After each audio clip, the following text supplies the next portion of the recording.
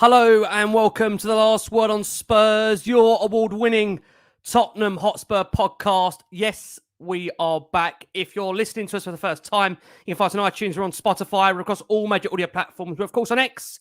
We are on Instagram. We are, of course, across all the socials. I've got a very, very special guest joining us on this Last Word on Spurs. I'd like to have him back alongside us here, which I know, look, given the fact that it feels like a very short return from Friday, given that was a real true therapy session.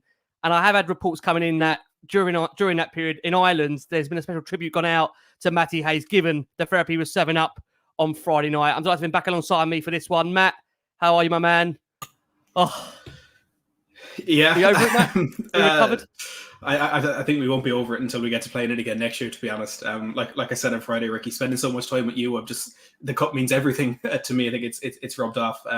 But yeah, look, the therapy sessions are always good. We've had a lot more of them in the past than we've had this season, which we can obviously take as a positive. But it was nice to get to talk it through with you and TJ and Russ and kind of process what we saw. Yeah. But look, we're moving on now. It's Brentford up next. It's still a week or a few days or so to go in the transfer window. So some more important things to talk about. Yeah, absolutely. Most certainly. But listen, this man that's back alongside us here, always love having him on Last Word on Spurs. It is for him, I'm sure, as we know, always still one of the busiest periods of his calendar, January window.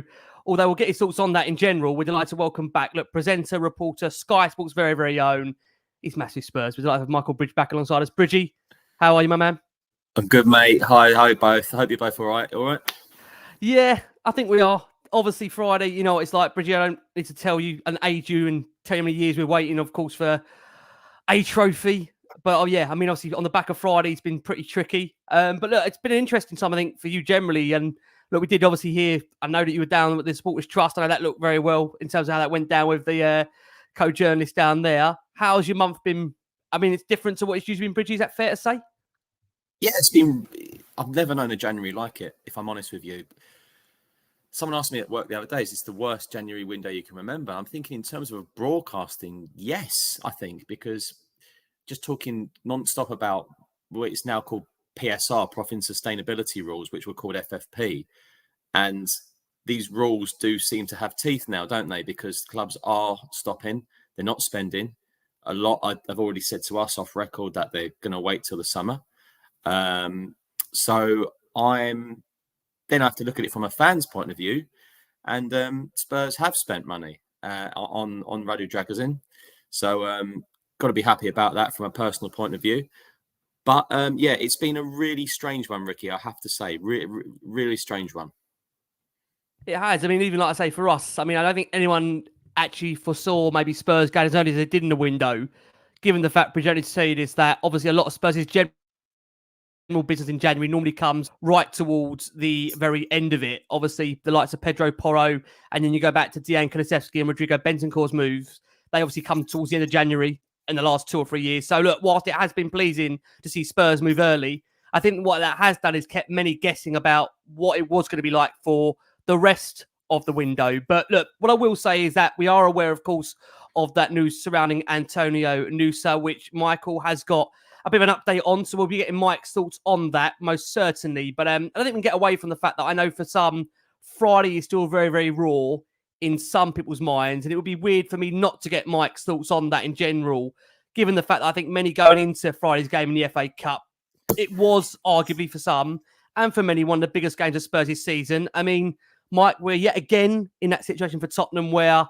we're out of another cup. Obviously, for those that still believe the league is possible, who knows what does come in the form of the Premier League. But Nathan Ake ensuring that wasn't to be the case of Spurs getting an FA Cup following that late winner, 88th minute, their first win at the Spurs Stadium in 6 attempts. I mean, you know what? I've had a really different reflection from the game on Friday, because obviously we do this show straight after. And I think at the time of Friday's game, I came away feeling that although Spurs were in the game, having had to rewatch some of the highlights, I mean, I was actually really disappointed that we never really laid a glove on City. And, you know, for all of the period that we were in the game, when you look back at that, it was a real tentative Tottenham side that has been so unlikened to the side that Postecoglou has created. So I'm really keen to get your thoughts, Bridgie, on the game itself and the fact that now it extends to a 17th year that Spurs will be without a trophy.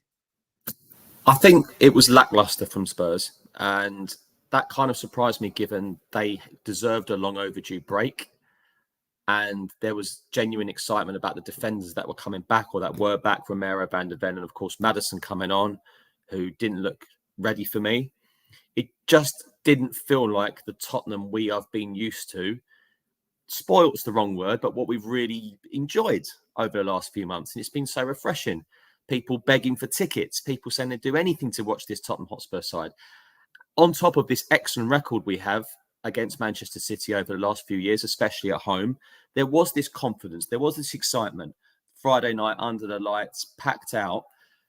So I just feel it was lackluster, and it was a 1-0 defeat, a scrappy goal, but I didn't go away. Well, I didn't go away. I was on air, but I didn't finish the game thinking that's a shame. I just thought, we're out. It was just everything in my head felt lackluster. There was no real attacking threat. Yes, Man City didn't do an awful lot, but it was. Someone's just written in the comments there, passive. Didn't do enough in the final third. I know we've missed Son, but we can't just say that about one player. They didn't have Haaland and can't get over-reliant on Son. But then there has to be a little bit of realisation as well, just how well things have gone. It looks like maybe an improving City side, sort of maybe got the kick up the backside a little bit. I was confident. I have to be honest with you. I had a good feeling about this game. And I thought, given the break and it being a night game and the atmosphere, City wouldn't have fancied it. I know a lot of City fans were kind of dreading it. And in the end, it's just gone out of a bit of a whimper, really. And maybe that's I've got, you can count all the negatives of this season on one hand.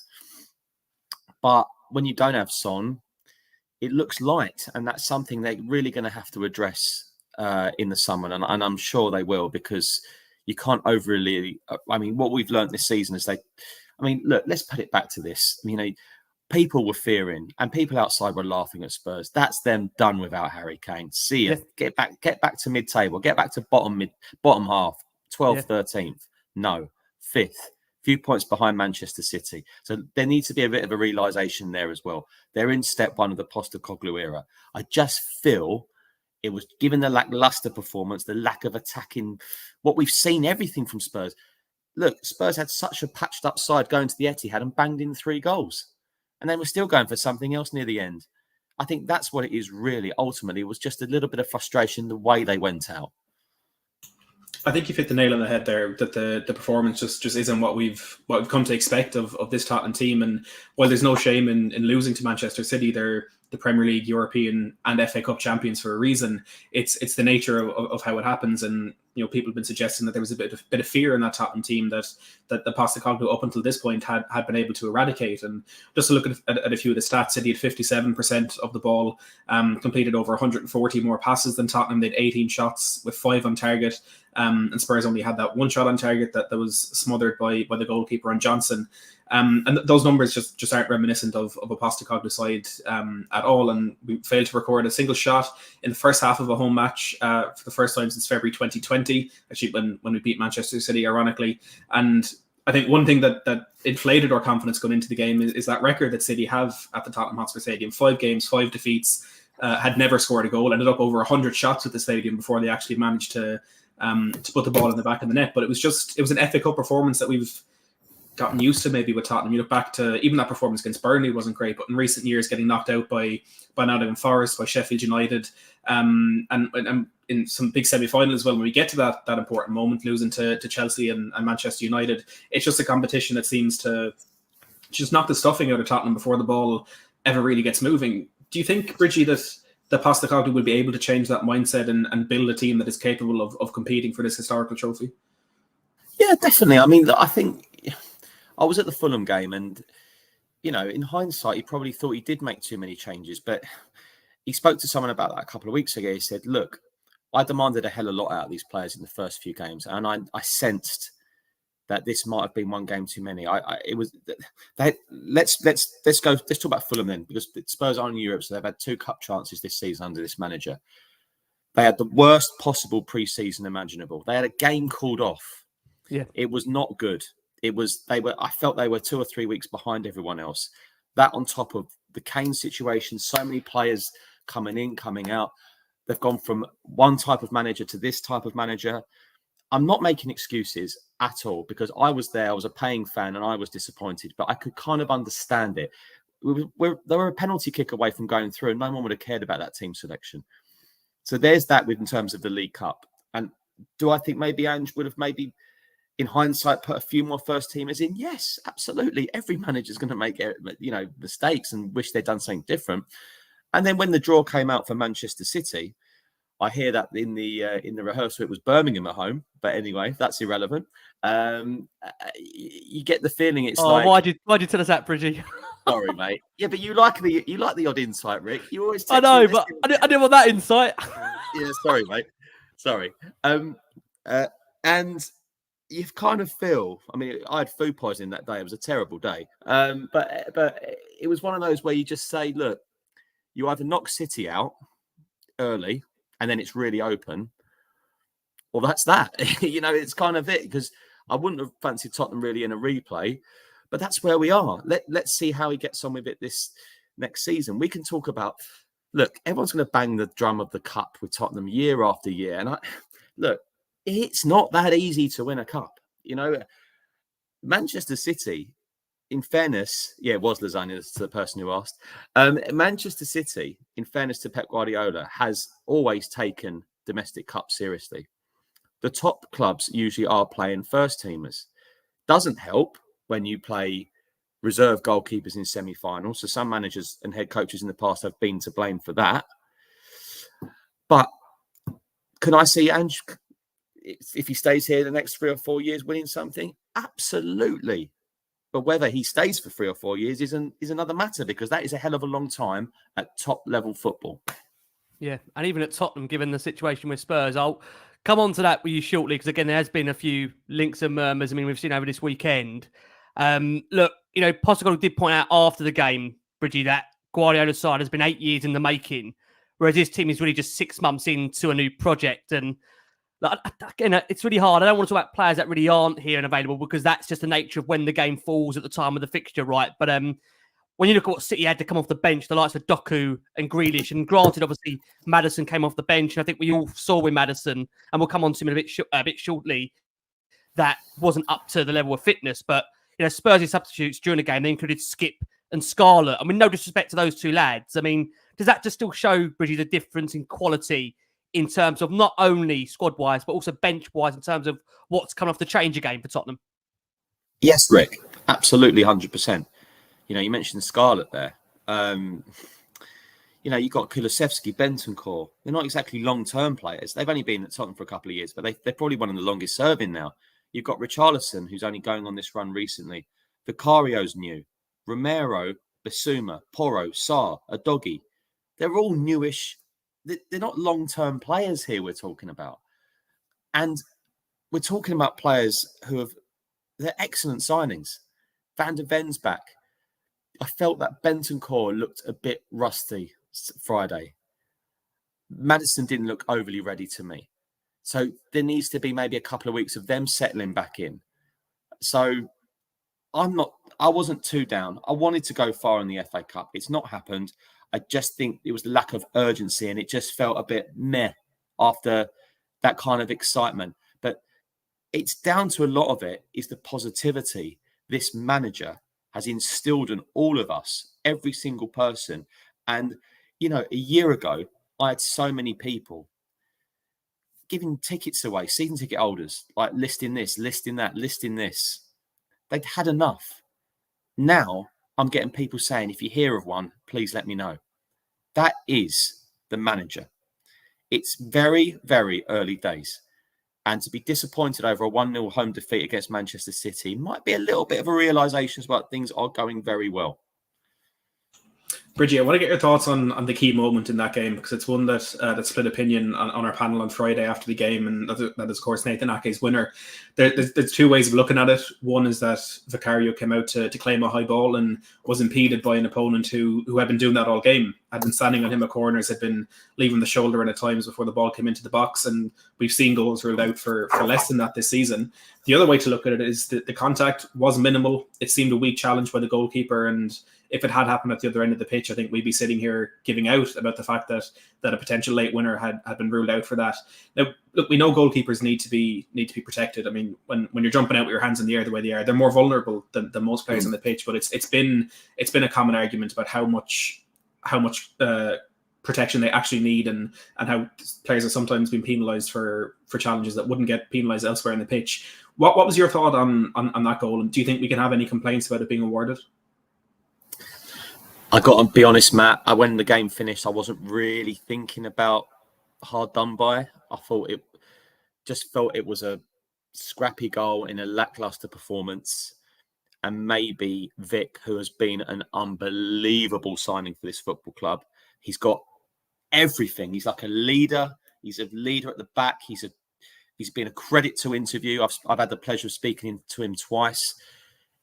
I just think he's a credit to this football club, but maybe he will be a little bit disappointed with it. I mean, it could have gone our way in terms of the VAR at the end. However, when it did go, I had zero thought that it would get overturned. It could have, but I didn't see it. So it's not something I was really dwelling on after the game. Bridgie, what's your thoughts on the fact that many are suggesting the fact that wasn't the first time City had done that during the game? And I don't know, again, it's down to game awareness, experience, and the fact that Roy Keane after the game on ITV was saying, a goalkeeper, and I mean it obviously in footballing terms, should come with violence in his own box. He should not allow a situation where he's being dominated. And the fact that it happened more than once, are you surprised that Spurs didn't really clock onto that and didn't address that, given the fact there was ample opportunity second, third time of asking? We weren't aware to that. Yeah, maybe. I kind of felt that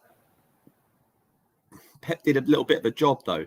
Like, he could, even the fullbacks probably didn't have as much enjoyment as they usually do in our games, like the Porro. And I just have to go back to it, guys. I just felt it was just lackluster, and I felt that this team didn't have belief, and they just, I don't know about fear, they just didn't feel like they were going to score, and it just felt like a lackluster, limp kind of game for Spurs, and that's where the disappointment is, and perhaps Pep saw a few things in Spurs he'd seen recently and nullified those threats. So I think it's disappointing. As I go back to it, I think it's disappointing, but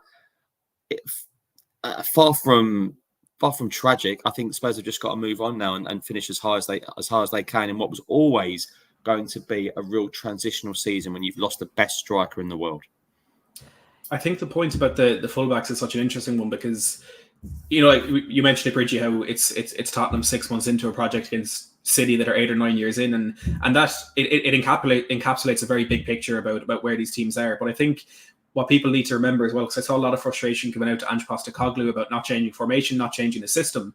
When he's come in and he's completely transformed the way all of these players play. Porro and Udogie, very, very good attacking wide fullbacks.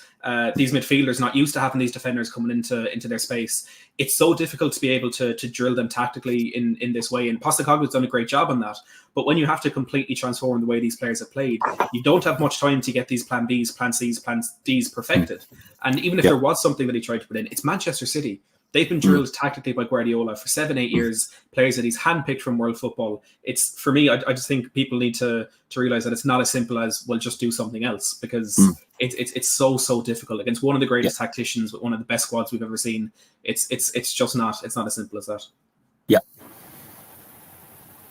Bridgie, James Maddison. Now, there was obviously a massive build-up during the week, a clamour, which I say it's the most politest way, Spurs' social media team, and God bless them. I mean, I think they instigated it really, obviously, by the fact that they obviously publicly put out there James Maddison was back in training, very heavily pumping it across the socials during the week, which I think for some did have a feeling that it was going to mean Maddison would start the game. But look, given the fact, I mean, you've seen it with your own eyes, that obviously the way in which Spurs introduced Bentancur and Sessegnon without any real kind of build-up was, again, an indication that you just never know what is really thinking on Ange's mind in terms of the team selections. I mean, did the fact that Maddison, when he came on, looked fairly rusty, show that it was the right decision to start him from the bench? Because it is such a high-intensity game. I know many were so obviously hoping for the clamour to see Maddison back, but quite convincingly, Mike. He just wasn't ready, was he? No, but I mean, if you look at it and, talking about, when Bentancur came back and maybe even to a point Van der Ven and Romero's come back early, I think, Ange got Maddison's return time pretty spot on, because when it happened against Chelsea, I mean, I remember being at that press conference and there was obviously some leaks coming out that it was more serious than first feared. I was expecting maybe Ange to say, yeah, it's not great, but we took him off against Chelsea because the game just changed the way it did, and we just needed to change things up a bit. Maddison, because we know that James Maddison is a phenomenal player, an unbelievable creator, but we also know, we've seen it with Leicester, he'll miss 6, 7, 8, 9 games. But then when Ange said, and I remember being in the press going, he said, it's a serious one. We're looking at end of Jan. He came back end of Jan. So, and with Bentancur, it was a shock. And with that, from what I understand, he felt fine. And it was actually, Ange was saying, you sure? Like, then going to the fitness teams and talking to them and just getting those checks. And that's why he came back so quickly. But with Maddison, I think Spurs have been, there's no secret. I don't think it's a massive secret.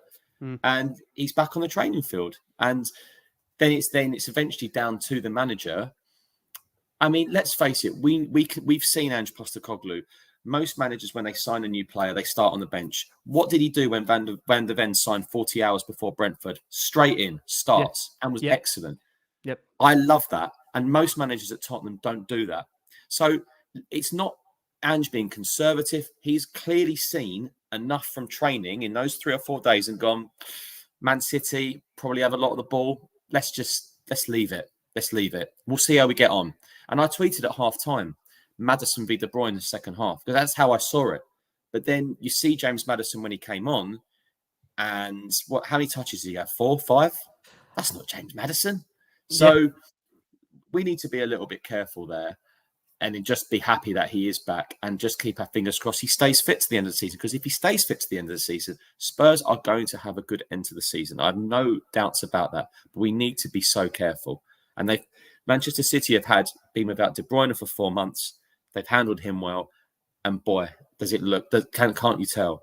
So, yeah. I mean, for me, that even says to me that you can't even guarantee that he starts against Brentford on Wednesday. But the man in charge of Tottenham will know best. Absolutely. Before Matt comes in there, can I ask you one thing, Bridgie, just in terms of the pressers? I think obviously what's been fairly common knowledge is that with Ange, he doesn't like to give too much away in terms of the pressers. He's fairly guarded in relation to injuries when players are coming back. I'm intrigued to get your thoughts on that. I mean, look, we hear your voice. We know you're there quite often down at the press conferences, the pre and the post-match ones. Do you have a particular problem with that? The fact that it is fairly guarded? I mean, many would say it's a bit of an art and a skill because you don't want to give away too much to your opponent. Do you have a view on that from Ange in terms of the way he provides you guys with the team news ahead of games? I think overall he's been pretty honest. I mean, but at the same time, most managers, I mean, do we all watch every single Premier League press conference? Do you watch Roy Hodgson when Nathaniel Klein's come back 2 weeks early? Do we listen to Gary O'Neill when Pedro Neto's come back a week early? It's because we support Tottenham Hotspur where we take a greater interest / emphasis. Eric Ten Hag does it all the time. There is going to be an element of not tricks or mind games, but just to let people, I think he's been pretty solid. I mean, the Bentancur one was the shock because the diagnosis was end of Feb. It was a terrible challenge. It's a bad injury. And then all of a sudden he starts against Bournemouth. But that's going to be a rare occurrence. He was very, very clear with Van der Ven's progress, was very clear with Maddison's diagnosis. I think all in all, what he tells us is pretty bang on. And in terms of, usually I'd lead the press conference with team news just to get the ball rolling. But actually what Spurs now do, they sort of tweet it 10 seconds or exit, whatever you call it these days, 10 seconds before Ange actually walks in for our presser. So, yeah, I think give or take, it's pretty bang on, to be honest. No issues whatsoever, really. Okay. Well, look, if Maddison was one player City weren't sure they were going to be seeing on that team sheet, they would have been very, very relieved knowing that Heung-min Son wasn't going to be playing in that game on Friday.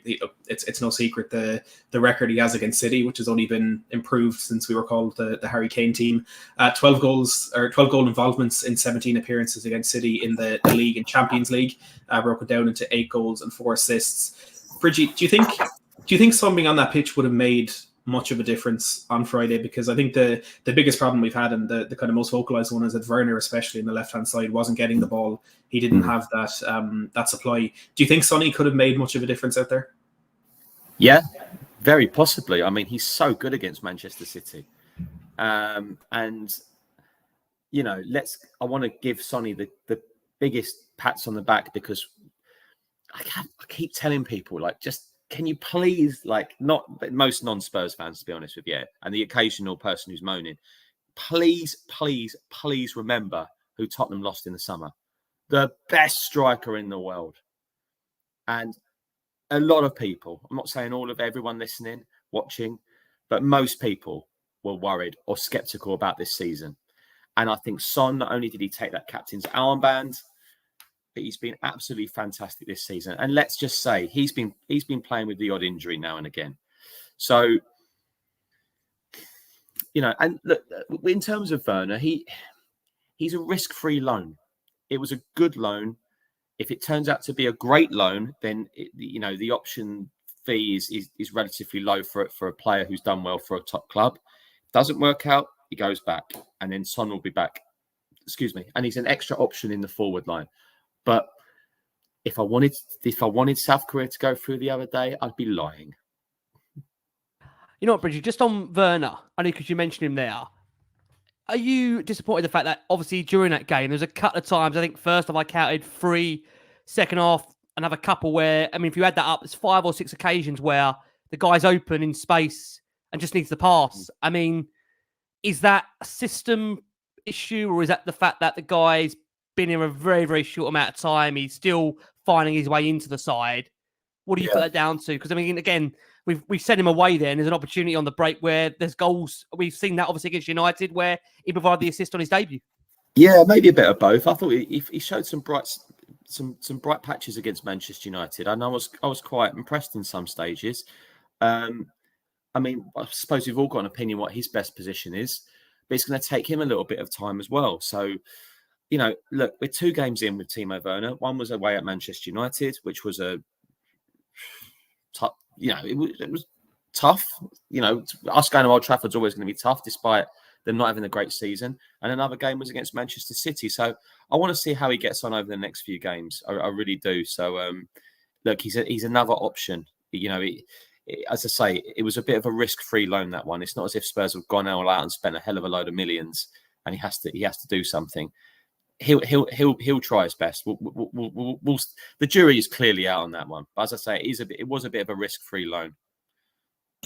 At the other side of that front three, Bridgie, Brennan Johnson is a player who's really lacking confidence at the moment. Struggled to make an impact in that first half, I suppose, like the other 10 players out there did, but a bit better in the second half. Had our first shot on goal of the night, which was ultimately well saved by Stefan Ortega. It just didn't quite happen for Johnson.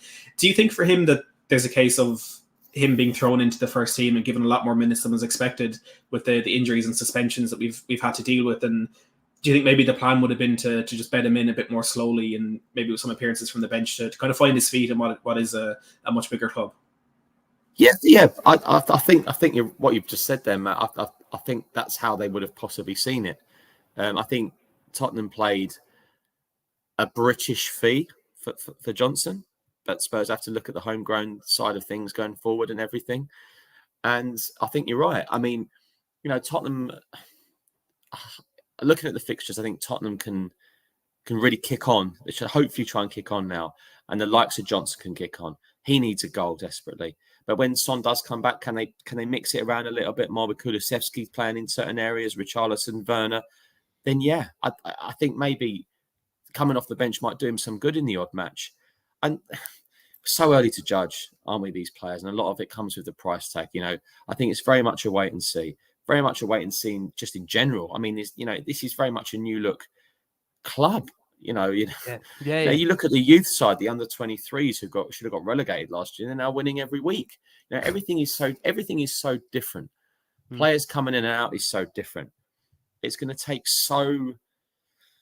a long time. It's going to take a long time. And Brennan Johnson, is very, maybe raw being the right word at the moment, still very raw. But if you are a man who backs Postecoglou, then back him on this one, because I know that he was very keen to get him in. I thought he showed some bright patches on his debut against Arsenal, and then suffered a bit of a hamstring injury. But I really do hope it works out for him. It's a big fee. That's never down to the player. Well, that's what I was going to say, Bridgie. As you said there, that the fee, I think that's the hard thing on the player, because he didn't ask for that to be the fee to buy him, right? I mean, the fact is that Spurs have paid that money because they see a real potential in the player. And I think, again, with Forest, with no disrespect, I mean, he was playing fairly regularly for Forest, but how important is that, Bridgie, to remember the fact that, and I don't mean it to be disrespectful to Forest, but the expectation level from Forest in relation to where Forest are and where Spurs are, it's two clubs, and I don't mean this again disrespectfully, but completely at different ends of the table. I mean, it was always going to be a step up, right, Bridgie? Definitely. I mean, look, I was speaking to Michael Dawson about this at work the other week. He even said, look, his words, I'm telling you, his words, I played for both. I know the step up. Okay? That's coming from Michael Dawson. You can't get a better endorsement than that. The guy played for both teams. Yeah. So he feels it. And he's a Tottenham man now, Dawsey. So, I think it's just a wait and see. But, Tottenham, I feel when they get all their players back, have the capability of really whacking someone 4 or 5-0. And I'd love nothing more than seeing a couple from Brennan Johnson. And then you just hope from then he starts to hit the ground running. I get the early frustrations, I really do. But it is still very much early days. And also, I suppose what hasn't helped Brennan Johnson was the injuries to his teammates around him, just changing, not systems, but the way players play, different players he's playing around. There's not been that consistency with the lineups. And while it's true when people argue from other clubs say everyone's had injuries, I completely get that. It's been some season for injuries. But just if Tottenham are able to have this consistent run of players in games over the next few weeks, I'm confident that we'll see maybe Johnson getting on the score sheet. And as Matt alluded to earlier, it might do him some good to be on the bench occasionally. It will do him the world of good. I'm taking so much confidence from the glimpses of brilliance that we've seen from Brennan Johnson. Look, they've been few and far between. I'm a big fan of him, but I'll admit that. But that disallowed goal he had in his debut against Sheffield United, where he took down a 30-40 yard pass and beat the keeper. The assist for Kulusevski in that City game as well, after 95 minutes of an exhausting game. There's quality in there, and I can't wait to see it. I can't wait to see it a little bit more frequently. But look, Bridgie, the biggest positive from that game on Friday had to be the performance of Mickey van de Ven, just back after a lengthy layoff and a hamstring injury, one that may leave him a little bit tentative.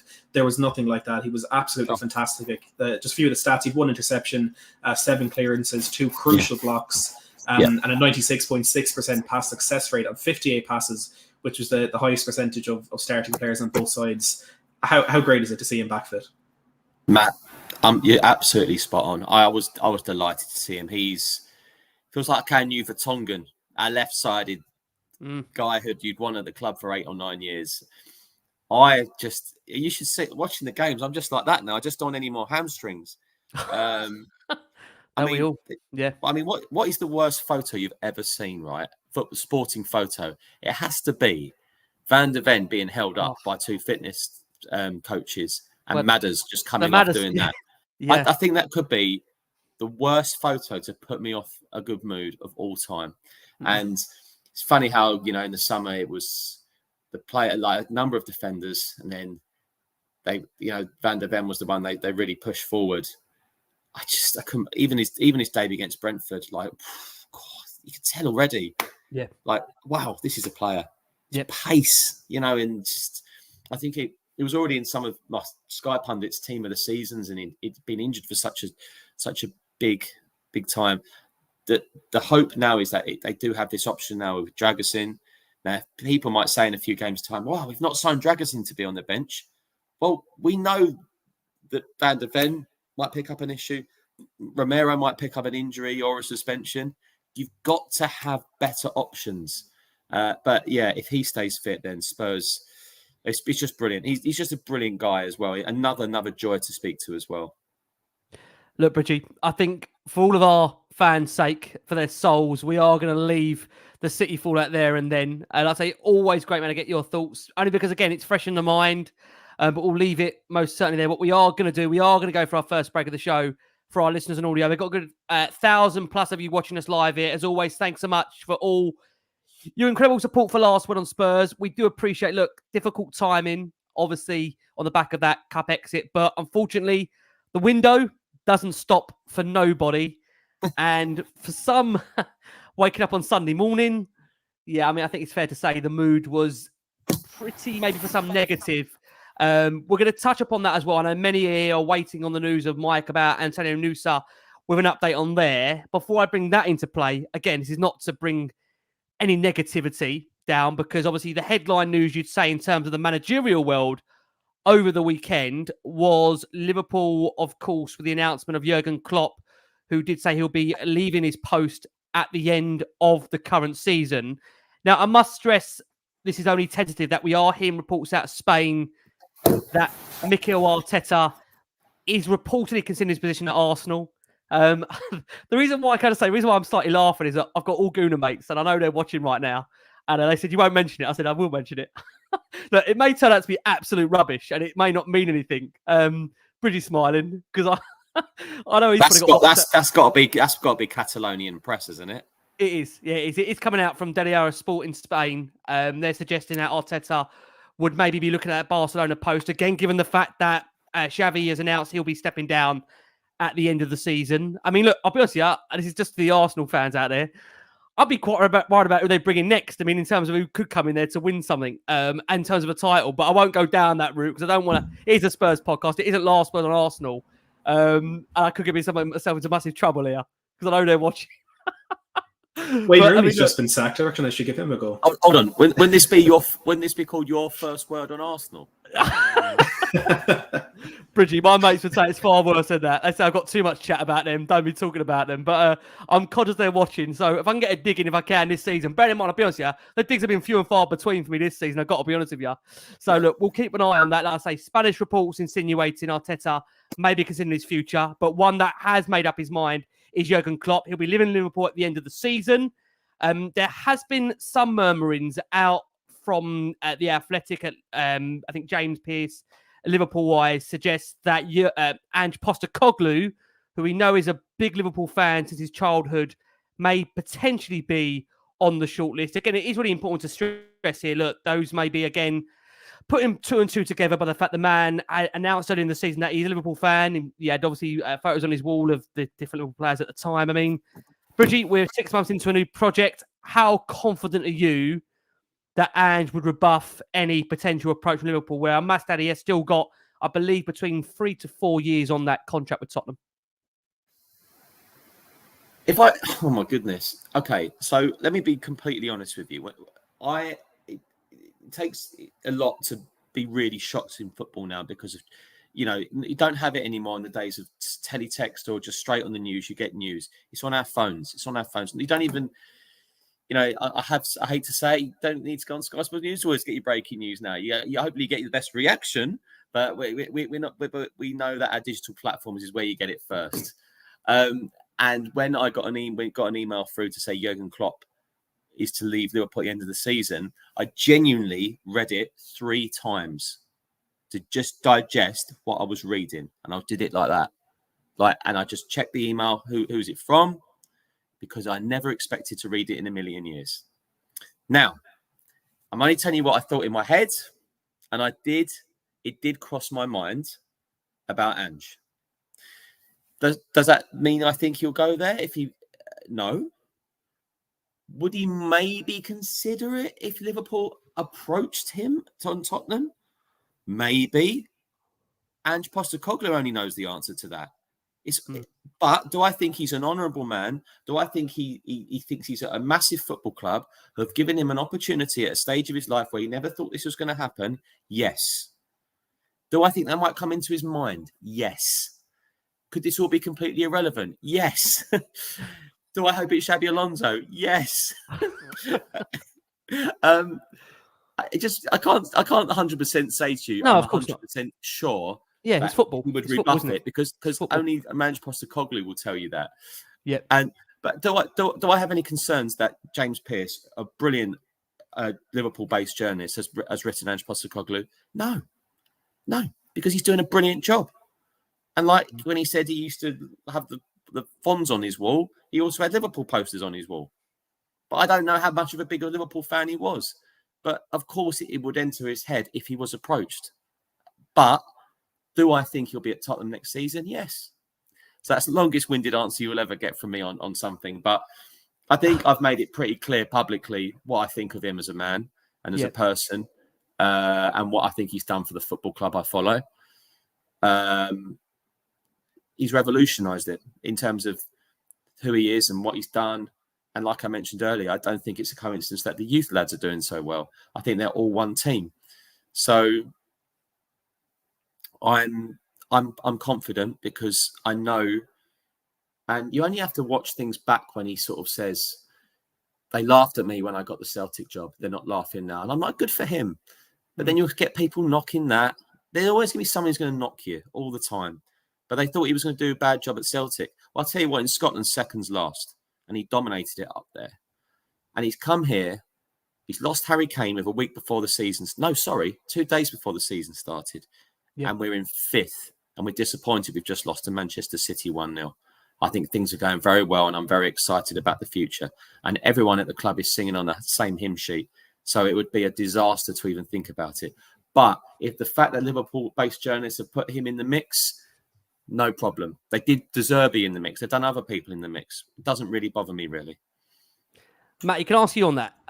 Only because, I mean, over the weekend, I mean, you get all these several reports. And again, I must stress, the Arsenal news, I laugh and joke. Well, no, listen, let's see what happens there. Again, it's a Spanish report that comes out. Again, we'll keep an eye on it. But just in relation to Ange, the one thing that we have seen is that he has had to go up a footballing ladder with relation to, of course, the fact that getting to where he wants to be, he's been totally ruthless in that. When an opportunity's come up, he's gone for it. But I think, again, given reports we've seen over the weekend, that there's a feeling that Ange knows the fact Spurs gave him his big opportunity to manage in the Premier League. Obviously, of course, at a big football club. And the feeling, I think, again, is around Ange that is a man, as what Mike said, of integrity, honesty, in a sense that, you know, there's not many managers I can think of that has won the hearts of Spurs fans as quickly as Ange Postecoglou has. I've got to say, literally, I must say, I think in a matter of weeks of the pre-season, we saw this brand of football like, oh my God, you know, this is incredible. We'll take this. We'll believe in the man. And you know what? It's not often you say this. And I do honestly think that when you look at Tottenham now as a football club, and I'll get Mike's thoughts on it as well, I honestly think Ange is, again with Sonny, of course, on par, probably the most important person in relation to the staff around the playing staff, the managerial staff. I mean, Matt, are you fairly confident if an approach came in for Liverpool and would look at Tottenham as a project and say, I'm building something here of my own? Because given the fact, look, we know Liverpool's a huge club. We know United's a huge club. City are a huge club. But to achieve any success at Tottenham, in my eyes, will be bigger than doing that at one of those other clubs. Yeah, I think there's 2 ways of looking at it. One positive and one potentially a bit more negative. Ange, as has been said throughout all the literature we've gone through, all the kind of experts that we've got on him, because look, he was an unknown quantity for a lot of Spurs fans when he came in. He's a loyal, principled man, and I know some people have questioned that and said, well, he did leave Celtic to come to Spurs. He left Celtic after achieving everything there was to achieve at Celtic. He brought untold success to that football club, and I know maybe it's success that they're used to, but he did it in a way that that really encapsulated what that club was about. And I think to see the success that they had, even though they're used to it, looking at how they felt about him leaving, where it was they were heartbroken, but they wished him well because of what he did for that club. That tells you everything about the type of man that he is. I think the Liverpool job, I don't think it's one that he'll be able to just say no to in an instant. I think it's something he might have to consider. But as Bridgie said, Tottenham are the team that gave him this opportunity at this point of his career that potentially he wasn't expecting and maybe was starting to believe was never going to come. So I think he'll have that loyalty. He'll have that appreciation for what Tottenham have given him. He also has this project which has started in a fantastic way that I think he will want to see out. The only part of me that's maybe saying But what if he does consider it? What if it is something that he's open to? Is the fact that he's nearly 60 years of age. He doesn't have a lengthy career ahead of him like a lot of young managers do. And if whether or not he was a Liverpool fan when he was younger, it's been the second most successful team in England in the last decade, one of the most successful teams of all time. Even though I think there will be a lot of managerial change at Liverpool in the next few years as they try to find the successor, the next Jurgen Klopp, you could call it. I think there will be more opportunities for that job.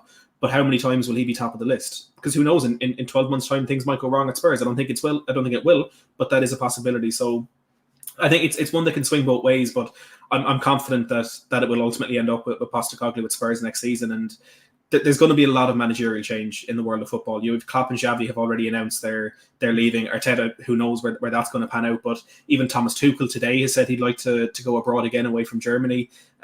There's a lot of teams that you're looking at potentially have a managerial change. So we could have this incredible merry-go-round in the summer, but I'm really looking forward to being able to watch it from an unaffected point of view, because last year it was us with Tuchel and Conte and all. We always seem to be at the thick of it. But I'm quite confident this summer that it's one that we can just watch from afar. Can I ask you, Bridgie, for you being in the mainstream media, and again, we know Spurs isn't your only bag with relation to the clubs that you've got to cover. You said yourself there you had to read it 3 times and process that when Jurgen Klopp announced to be leaving Liverpool at the end of the season. Just want to know, what do you feel that means for the league in relation to the calibre of it? And also, second to that, what that means for Tottenham. Is that a good or a bad thing? I mean, do you have a view on those points? Well, I was actually on the show Sky Sports News last Friday night. It turned into a Klopp special, and so I had to sort of do a couple of hours looking back on actually what he'd done at Liverpool, and you actually forget he actually revolutionised them again. Like, they were 8th I think they finished 8th in his first season because things were going so bad. They were doing nothing massive. I mean, obviously Rodgers got close, but then that was very up and down at times. Sort of Roy Hodgson before, but you see the way he made players so much better. I don't think everyone expected Salah to be world class. Alisson's probably the best goalie in the world, if not or one of them.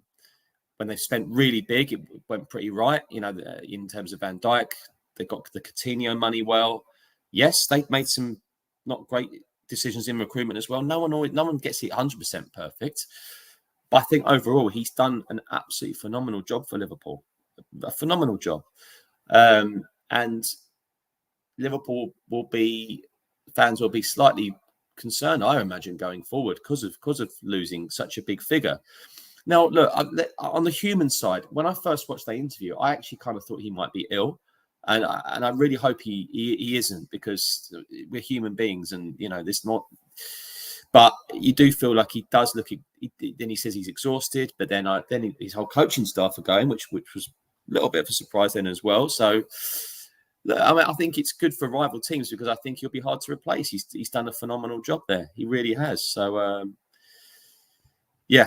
So it was. I know how people feel about in terms of Liverpool and how much media attention they do get. But I mean, you couldn't turn it. It wasn't just Sky. It was all over the radio, all over the papers on the front page, and quite extraordinary, really. And you also wonder, as Matt was talking to about Ange, would Ange be smart and think, well, that someone coming in is going to have a bit of a tough job, because a lot of these players are Klopp people.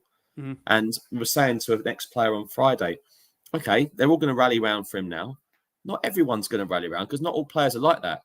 One or two might down tools. One or two might say, you know what, manager's off. I'll be all right.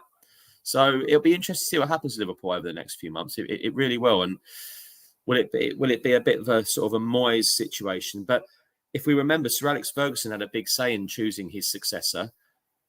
What we're hearing with Liverpool, and I think Klopp said it himself, he's not going to have any say in it. So that'll be interesting as well. So anyway, that was the Spurs fans' view of Liverpool. Bridgie, let's talk about Nusa, the big Spurs story of the day. And Tottenham have been dealt a blow in their pursuit of the young Norwegian, as Brentford look to have beaten them to the £30 million signing of the player. Tottenham appear to have moved into pole position after holding talks with Club Brugge about a transfer that would see the player return to Belgium on loan for the remainder of the season. But there's been a late twist, and Nusa seems to have chosen Brentford. You exclusively revealed on Sunday morning that Nusa and his representatives have been given assurances about being a regular starter with Brentford in the summer, and he sees that club as the right one in the next step of his development. It's worth adding as well, you said that there was concerns Nusa would be taking too big a step this early in his career. I think for those who've been watching him like myself 2-3 years, he's been playing first team football. It's tough to remember he's still only 18. But how big a blow do you think it is for Tottenham that we've been beaten to the signing by Brentford? I think we'll find out, Matt. We'll find out how he gets on at Brentford if he does complete the deal. Just, the understanding I had and what I was told this morning is that is like, just as you said, it looks like he will be going to Brentford. We understand this, and this isn't from Brentford, but he's been given assurances of first team football right away when he joins. That's a lot. That's quite a promise to someone when you're 18, going from the Belgian league to the English Premier League. And then there was sort of maybe reservations is probably a better word than concerns that the step up might be a bit too big just for now. I'm sure there'll be more on it over the next coming days. But I think we and Spurs fans have to back this club the way they are at the moment, because they're getting a lot more right than wrong in terms of recruitment at the moment. Can I ask you, Mike, what does it say about the player, and I don't mean this disrespectfully, that he has the opportunity to go to Tottenham and where Brentford are in the league? Again, I know it's about the fact that they may see this guy as a progression plan of Brentford, and then obviously he'll get his latter move. And I think, Matt, you was alluding to on social media that it's maybe a step, and then obviously looking to go to that next football club. I mean, is it a fact that, Mike, we want players that we've seen really this season that have come in to be 100% totally and utterly committed by the fact that they will back themselves to come in and make a difference? And we know Nusa would have remained, of course, at Club Brugge had they got the deal done to the end of the season. But similar to Dragoshin, that's a guy that had interest from Bayern Munich. He could have most certainly stayed where he was as well and had regular first-team football at Genoa, but he's decided to come to Tottenham in full knowledge that we've seen really that the pairing Pochettino has pretty much decided this season so far has been Mickey van der Ven and Christian Romero. Do you want to see those players that really, really want to come here and actually believe wholeheartedly they can get into the lineup? Not to say that Nusa doesn't believe that, but those are the kind of profile players that we need to get into the club. I'm not so sure, and this isn't a sour grapes Spurs-based journalist talking like this, but I'm not so sure how much Spurs actually pushed to get this over the line. My understanding was that the talks were continuing and they were going to continue. But I think that was more with Nusa and his representatives. I think in terms of the club, they ideally wanted Brentford are in, brilliant. Come on, Spurs, up your bid. No, I don't. No, we're happy, thanks. And that's the kind of view I was getting from a couple of sources earlier this morning. It wasn't Spurs going, he's going Brentford. He's going Brentford. That's the feeling I'm getting. It's not like Spurs went all out for Van der Ven and he's turned around last minute. And Dragossin's turned around last minute. Look, the Dragossin one was very public. He's got representatives who talk quite openly. And it turned out in Tottenham's favour. I think in this one is that there was a player. And can I just say as well, he's not the only player Tottenham will be looking at in terms of strengthening over the summer. I think they're going to be looking at a lot of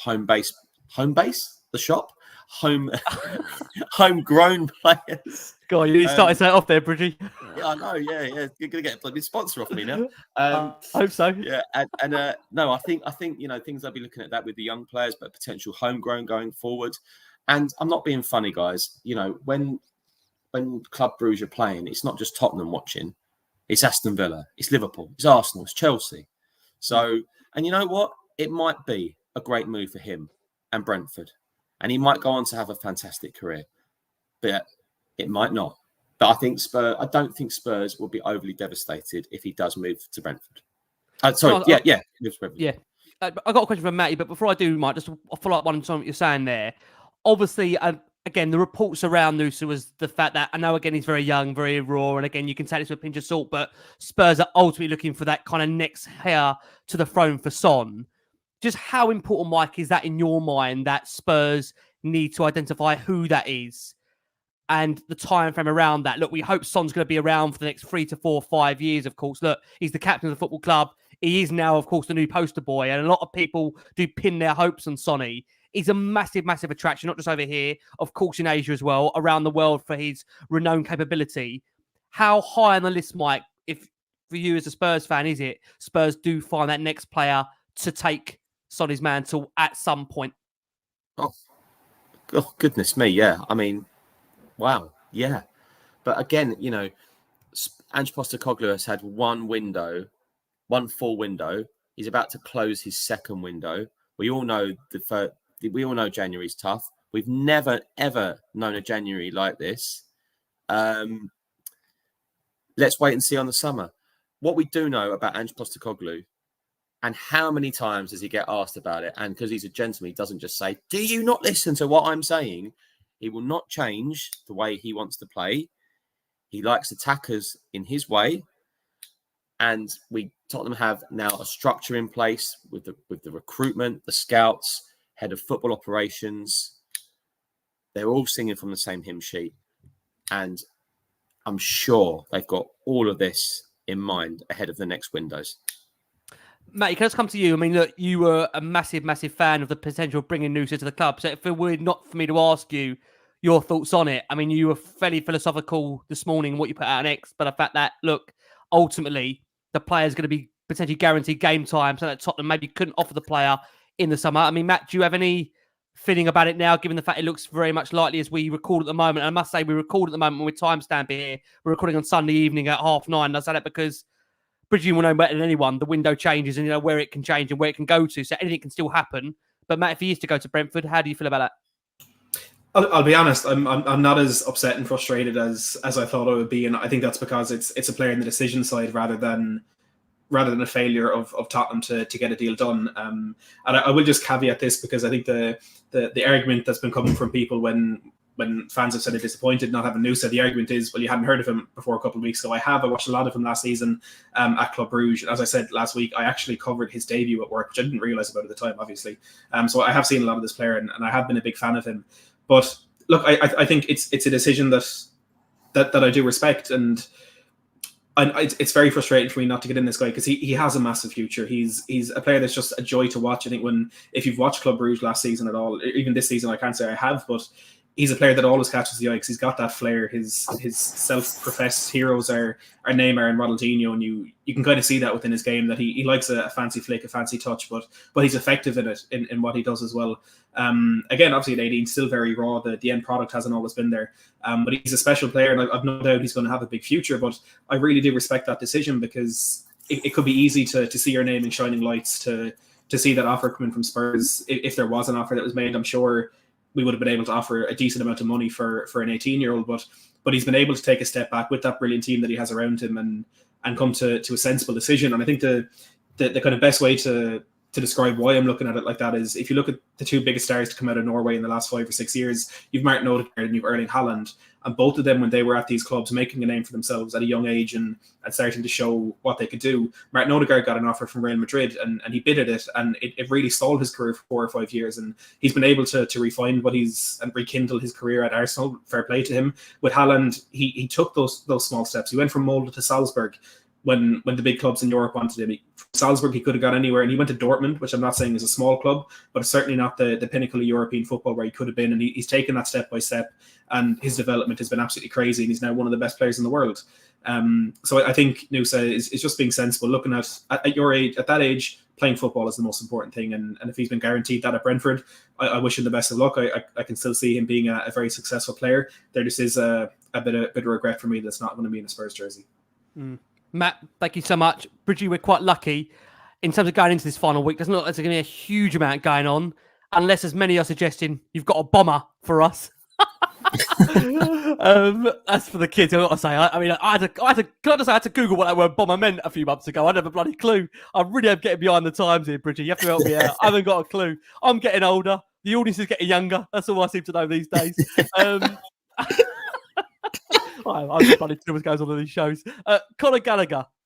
We go into the final week. Look, Conor Gallagher's name. Look, you guys have been consistent. Obviously, the fact that that's a player that could potentially leave Chelsea this month. I mean, look, given the fact Chelsea are where they are in terms of being now in a cup final, They're obviously in Gallagher's situation as being captain of the football club, given Reece James's absence. I think he's played almost every minute of the season for Chelsea so far. Pochettino seems to really, really view him as a key component there. What's your gut feeling? Because again, the noise is coming out is that if Chelsea were to receive an offer that they couldn't turn down, he may be on the go in these next few days. What's your take on it for you, Bridgie? I think it's very unlikely, Ricky. Wait, but what I and we all know now is that Ange Postecoglou and the club are big fans of Conor Gallagher. But, you know, in August, you know, you'd say that there's more chance of Bernard Matthews looking after my turkey than Spurs signing a player from Chelsea.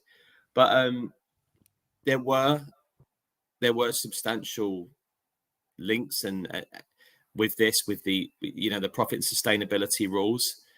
But even then, I couldn't believe what I was being told. And then I think there was a chance it could happen, but then the odds situation, including Pierre-Emile Højbjerg not leaving the club.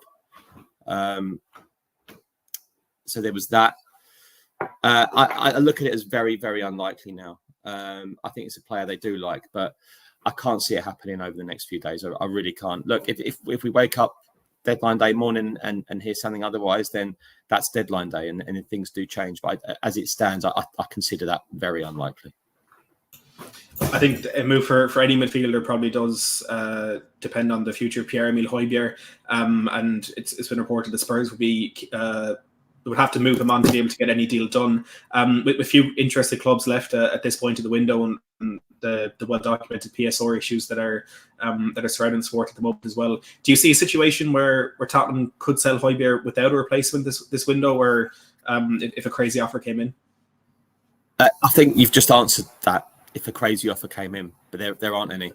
The couple of clubs in Europe that like him don't really have the money. And I don't think Spurs would entertain a straight loan at the moment. I think it's very obvious that he would like a change, and maybe the time is right for that change. However, with Sarr still away, Basuma still away, and the injuries that have occurred in that position, whether you're a Højbjerg fan or not, and he is probably Marmite to Tottenham fans, you can never take away the fact of he's always fit. And, his work rate, he's always there. I think he's acted professionally I know it's hurting deeply that he's not been in the side. But do I feel that maybe time for a change for him? Yeah, definitely. And I don't think there's a problem me saying that, because he wants that. He wants that. But I still think he's acted very professional this season. But I think the move would have to happen when it's right for Tottenham. And I don't think a straight loan somewhere at the moment is right for Tottenham. But could there be a little bit of movement on him on deadline day? Yeah, maybe. Wouldn't rule it out. Certainly wouldn't rule it out. Can I just say, Bridgie, because I got some pelters for saying this in the post-match against City, but I think retain this point that bar in the last 10 minutes where he did lose his head and give away a couple of really good opportunities that City could most certainly have capitalised on, I thought he had a really, really decent game against City. Again, for a player that ultimately probably feels the time is now up, I think the one thing you can't ever question from Højbjerg is the professionalism and dedication that he's given to Tottenham. Like you said, since he's gone through the door, and the one key thing about him, and you say it, and you've said it there so eloquently, he's fit. We've not always had that opportunity to have a player that's always been fit, ready to play. And, I honestly hope and wish him the very, very best. There's not any game I can honestly say where I feel he's down tools. There may have been games where arguably he's not been good enough, but that's not his fault. It's the way in which the system has changed, which is dictated, unfortunately, just the fact now that he does need a move, the same way Eric Dyer needed a move. But I'm the same as you. Like, I hope and wish the guy all the very, very best. And one thing I do know is that between now and the end of the season, if he is a Spurs player, he'll give us absolutely everything, which is all we ask of players, right? I think that is the key thing we ask of players. Potential kind of outgoings, Bridget, just ask you about Brian Hill. There were some tentative links towards the end of last week. Brighton may have been in for a loan bid. And Ryan Sessegnon, not had a lot of game time. Just came back from injury. What do you think the future holds for those couple of players in this last week of the window? I think if Tottenham put Brian Hill up for loan on deadline day, they'd get a number of offers. I think it would be down to Tottenham. Sessegnon, is the last information I got from that is it depends on his fitness. And that's a guy I think could actually, this is more of my opinion, that's a guy who could do with a 5-month loan. And I think Tottenham would maybe consider that. But again, obviously, I know Ange played it down, but maybe he's back for Brentford. I don't know, but of course he had that sort of relapse with his injury after coming on against Burnley. One thing I'd say about Bryan Hill is, do you want to keep loaning him to La Liga? You know what he can do there. A loan to Brighton, if he's guaranteed genuine minutes, would really intrigue me. Really, really intrigue me. So yeah, there's outgoings bubbling on the final few days, and they're the ones mentioned: Højbjerg, Hill, and Sessegnon. In terms of incomings, unless something comes out of the blue, I think that's probably Tottenham done. I know Ange would love a box-to-box midfielder, but whether he gets it in January, I'm not so sure. But what I've got to say, there's one player I think's got an absolutely immense future at Spurs, and I saw it against Bournemouth, and I'm sure we're all the same, was Pape Sarr. I think he's going to be special. I'm really excited to get him back, hopefully fit after the African Cup of Nations, because some players takes them a while, and I think he's golden. I think he's gold. I really do. And I know when Tottenham signed him, City, United, all the big hitters were after him. And I think with Tottenham doing that deal with Metz to keep him there on loan was a bit of a masterstroke, really. So, I don't think it's a disaster if Spurs end the window on Dragusin and Werner. And we only have to see what else people are doing. And what's that? Nothing. Can I say, Bridgie, just before Matt comes in there, I think we really, really miss Sarr's energy against City. Do you know what? Again, a player there that I'm not saying he's been unsung, because again, I think many do appreciate the fact that when that guy hasn't been played, it's quite obvious that he's missing. But I agree with you. Look, an immense ceiling, and one that delighted the fact we got over the line, because you can just see there that guy's giving an absolute star for the future, and it's great for the football club to see him tied down long term. I think we'll agree, obviously, on the back of Udogie as well being tied down long term, and Porro as well. We've got a defence there, Bridgie, set for years, right? 100%. I mean, it's amazing because you've got a year ago where you're getting horror back threes. I don't want to be nasty and mention names, but you can all do it. Like Luke conceding 4 at Leicester and everything like that. Now I'm having debates with friends. Poch is back 5, or Angie's back 5. Lloris, Walker, Toby, Jan, Rose, or Vicario, Porro, Romero, Van der Ven, Udogie. Great. And what does that mean? Great recruitment. Absolutely top-class recruitment. So credit where it's due. Yeah, absolutely. So, okay, it was a little bit of a downer because of going out of the cup. I get that. But I'm still very optimistic. I really am. I'm very, very optimistic. The biggest compliment I can give the recruitment, and you kind of touched on it a while ago, Bridgie, if you look at Tottenham's best 11, Son is the only player in there that's been at this club for more than 3 years. Every other one of those 10 players has been signed since Paratici came in and since that restructuring started. And that just goes to show how incredible the recruitment has been. Just before we do jump into the last question, we've had an update from Sky Germany on Pierre-Emile Højbjerg. And they've said that Lyon have been pushing for Højbjerg in the last few days, but he rejected the offer. He's saying many clubs are interested, inquired about him, and he's one to watch in the last few days. So potentially maybe a few suitors for Højbjerg. So let's wait and see what happens there. But Bridgie, one of my favorite questions to ask in the show, because it makes people squirm and I enjoy watching that. What do you feel constitutes success for Ange Postecoglou in his first season at Spurs, and where do you think we will end up in the Premier League table come May? Ooh, this isn't a cop. This isn't a cop out. Yes, it is. Yeah. Sorry, Bridgie. I can only do it with you, mate, because I know you. Okay. All right. Okay. Now you've said that, I'll do it. All right. I think Tottenham will get 4th, and that will be an immense season without the best striker in the world. How's that? Sorry, bud. I have to now. I like that. It's just amazing to think where Tottenham were supposed to have finished when Kane left. Everyone was laughing. That's it. Tottenham are done. I mean, if you think about it, you know, there was 3 or 4 times. Sorry, there were 2 or 3 seasons where you'd watch absolute dross, and then Kane out of nowhere would score a 25-yarder and just bail the club out. Like, they don't have that anymore. Things have had to be better. So, look, if Tottenham finished 6th this season, that would be absolutely fine. I think they need to get back in Europe. You know, and if it's the top 4, then it's a phenomenal season for Ange Postecoglou.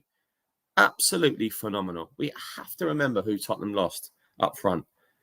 So all those goals, you know, and again, it's the biggest if going because of the way the injuries are, and Tottenham seem to get a lot of them. If the team stays fit, I'm not saying everyone, because you're going to get the odd one week after week, but look, if they stay fit, that's a good team. That is a very good team they've got at the moment. This way that's been put together. So, yeah, let's be optimistic. Because I'm such a huge fan of this manager. You know, they can finish. If Villa are still in the FA Cup, I think they'll win that Conference League. You might get into April time where they sort of drop. So, what on earth was that comment there? Bridgie, you definitely think, as things stand at the moment, you feel title's just too far? I'm asking you in a straight question. It's a bit too far this season. God, But do you know what I would say? If it wasn't for that horror Chelsea night, I think Tottenham would definitely be second at the moment in the top 2, or even first. Everyone says this. Yeah, everyone says this. Yeah. But then look, the injuries did happen. It was a terrible night. If Son was a millimetre onside and it was 2-0, it was such a great, well-worked goal. I think they'd have gone on to have beaten Chelsea 5-0 that night. They were battering them. Yeah. Battering them. You know, and people moan about his high line. I was like, I don't blame the guy at all. He wasn't seeing enough from Chelsea. You know, it's just one of those sliding doors moments, isn't it, in football? It's you know, but I'm so optimistic under this manager. I really, really am. I'm very privileged in my position to go to press conferences. Some drag, his don't. I will never forget his first one was 58 minutes. It felt like 5, you know, and he's infectious. And, you know, what you've learned from him is he doesn't get anyone close to him. He's his own man. He's a real individual, but he does make you feel great. He's a proper leader. He's a proper manager, and he just fits. He fits this football club. He's a good fit. So, you know, I think there should be so many positives coming out of this season, real positives. And, you know, I do think between 4th and 6th it should be Tottenham's aim. I think below 6th now would be a disappointment. And that's the standard he's raised himself. Yeah.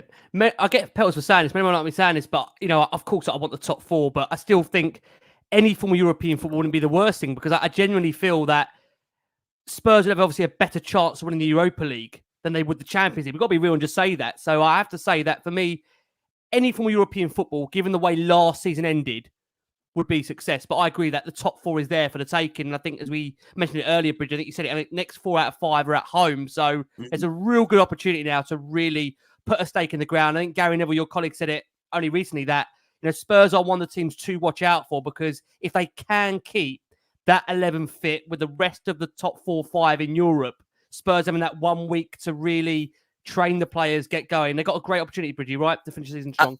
Absolutely. Look, it's a game of ifs. If Maddison stays fit, Van der Ven stays fit, Romero stays fit. Yeah. If Basuma, forgot about Basuma, you know, he's the most up and down player. His first few weeks of the new season, he was unbelievable. 10 out of 10 against Man U. But then against Luton, he did that silly second yellow, and then he came back and was desperately poor. If he comes back great again, if Sarr comes back fully fit, what a midfield that is. Maddison, I'm excited. That's why I think between 4th and 6th. But 4th is definitely achievable. Now, there's 2 ways to look at that. Incredible thinking it when Kane left, but that's the kind of way this manager has got us thinking. Positive. And what I must say as well about Postecoglou, he rarely ever moaned about injuries. He got on with it. And he got on with Kane as well. He's handled it so well. I think that's what's been so refreshing, Mike. And Matt, to bring you in there very, look for the close here, that has been one of the most refreshing things about it this season, that Spurs have lost 4, 5, 6 players, and yet you go into every game at believing we could still win it. We went away to Old Trafford and we may be disappointed to come over a point. We've gone to the Emirates, of course, come back twice. We've gone away, of course, to Old Trafford, as I mentioned there, City as well, and come back twice. I mean, Matt, is there a running cry from you? There's still a lot to play for him, Matt, between now and the end of the season, right? 100%. 100%. It's when things are as close as they are, is it what, 5 or 6 points, maybe a little bit more separating the top 5. It's been an unpredictable season, and there's a lot of unpredictability still to come. With the amount of injuries, you know, it's affected Tottenham with a lot of key players, maybe then it's affected other teams with key players. But if City lose De Bruyne and Liverpool lose Salah, the season is completely different. It's completely transformed. And look, I know you're obviously hoping for a lot of luck to put us in consideration for even the top 2 or top 3, but it's just one of those seasons. It really is. You know, if you'd said to someone 6 months ago that Villa would have had a chance to go top of the table if they beat Sheffield United in December, you would have been laughed at and probably told to stop watching football. So it's just exciting, and I think from a fan perspective, it would be ridiculous if we sat here and said, "No, there's no chance. Forget about it. Not happening." That's no whatever. I think you have to kind of get drawn in a little bit to the hope, and yeah, just enjoy the journey. It's one of those. I saw someone describe the season a while ago as a free hit, and I think at the start of the season it definitely felt like that. But again, like Bridgie's been saying, with what Postecoglou's done, with the way he's transformed everything, it's so much more than that now. And the point about the injuries, I think that the way he's dealt with that in the press, with every setback in the press, that mentality trickles down into the dressing room. And to give an example that I think is definitely a key factor for Liverpool, with the amount of times Klopp complains about the half-12 kickoffs, however you might agree or disagree with that, I think Liverpool's record in those games is affected by the fact that he always talks about it in a negative way and almost dismisses their chances before the game starts. Postecoglou's been the complete opposite, and I think that's how we go to the Etihad of the B team and get a point. That's how we stay in the mix with a lot of players out. Amen. I think, Mike, look, many will remember the fact you've been on here for the last 6-7 years. You've gone through and seen a lot of managers, a lot of players, a lot of teams. I'll never forget on the back of the first 3 games under Nuno, where you said to me, "Rick, just calm down. Don't get too excited. We were top of the league." But look, it's great to see you smiling. And it's great because, again, I know, look, first and foremost, you do a great job as a broadcaster, presenter, but I know you're a massive, massive Spurs fan. So, mate, look, it's always great to bring you on because I know many hold your opinion in really, really high regard on Spurs. So, mate, thank you for your time. We know it's a busy, busy month. Where can everybody find you? I don't know where they don't know. I can't believe they don't know where to find you already, but where can they find if they don't know where to find you, Bridgie? Well, on Wednesday, a pub down the high road. So, yeah. No, that sounded so. Gotta say, it was so Brent, wasn't it? Down the high road Wednesday. Yeah. Usual Twitter, and I'll be back on the transfer shows Tuesday, usually on Sky. But yeah, keep chatting, but yeah, keep believing, keep being positive. And it's always a pleasure to come on, and both of you doing a brilliant job. Bless you, my man. Listen, thank you so much. Guys, thank you so much for the lovely comments that have come through. We know it's been a difficult last couple of days. We knew that show on Friday wasn't what anybody wanted and what we had to cover, but it is, unfortunately, what it is. We've got 17 games left to go for Spurs in the Premier League. I think, as Bridgie and Matt so eloquently put it, get behind the players, get behind the manager. Let's hope for a strong finish to the season. We'll be back with you very, very soon. From myself, Matty, and the brilliant Michael Bridge. Guys, keep safe, keep well, and as always, come on, you Spurs.